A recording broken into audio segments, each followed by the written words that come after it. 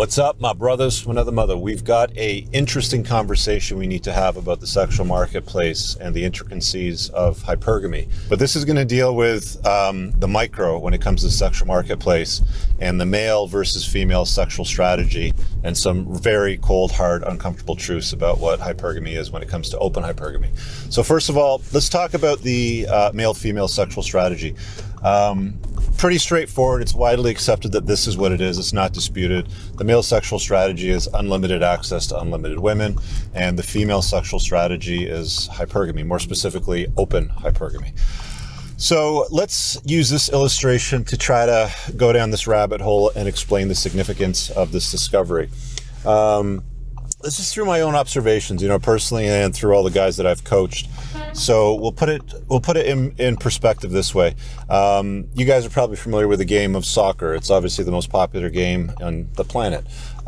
So we've got a soccer pitch and one goal at one end and another goal at the other. Let's say that the soccer pitch is a sexual marketplace, actively being on it. One goal is the male sexual strategy, which is unlimited access to unlimited women, and the female sexual strategy on the other side, their goalpost is open hypergamy. And all that hypergamy is really is, the ability to lock down the best provisioning, best providing, highest value male that they can secure. That's all that is. Again, the card was up on the top right earlier on, so if you haven't seen that, pause this, click that, watch that first, then come back. So we're going to get down to the nitty-gritty and some uncomfortable truths. Now, when you get into a relationship, marriage, LTR, live-in, whatever, you're dating on a long-term basis, and you have the talk. The talk usually comes from her. She'll say something to you like, well, where do we stand? Where is this going? Are we exclusive? And you both agree on some sort of, facilitated agreement on how the relationship should operate. Now, here's the thing. If you're going to abandon your sexual strategies and be in a monogamous relationship, both the men and women need to abandon their sexual strategy. So the man, by all accounts and through the agreement, needs to abandon his sexual strategy, which is, of course, unlimited access to unlimited women. So monogamy, of course. The female sexual strategy, she would need to abandon open hypergamy. Now, here's the difference. The abandonment, the way that men think about it versus the way that women think about it are two separate and different things. So I'll give you a very astute example. You could be dating for a while, a couple of years, and, you've stopped seeing other women guys.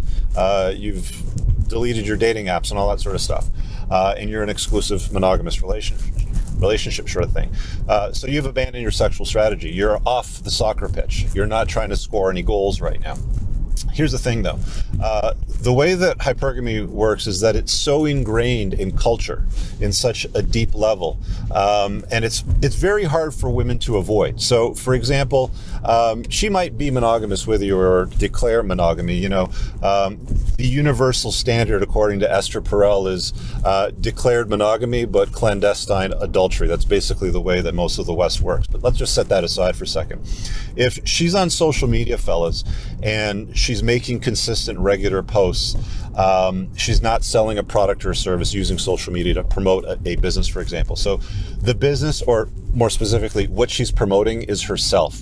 So if you see daily, multiple times a day posts by her soliciting the attention of other people, more specifically, if it's photographs, sexy photographs, selfies, that's a very bad sign. But even if it's not, if there's regular posts looking for engagement, hey, what do you think of this?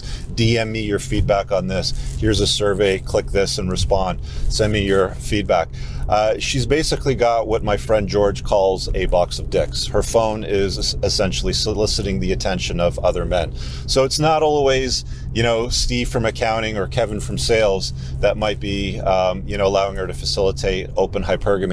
The very nature of regular posts on social media, which pretty much all women use these days, soliciting attention from the outside world, gives them an opportunity to turn on the radar and scan the horizon for what? A better provisioning male. Because what ends up happening is there's so many thirsty betas out there. They slide into her DMs, they leave comments, they'll try to contact her. And if it's not the thirsty betas, it could be ex-boyfriends, it could be other, potential prospects that may deem her a high enough value woman.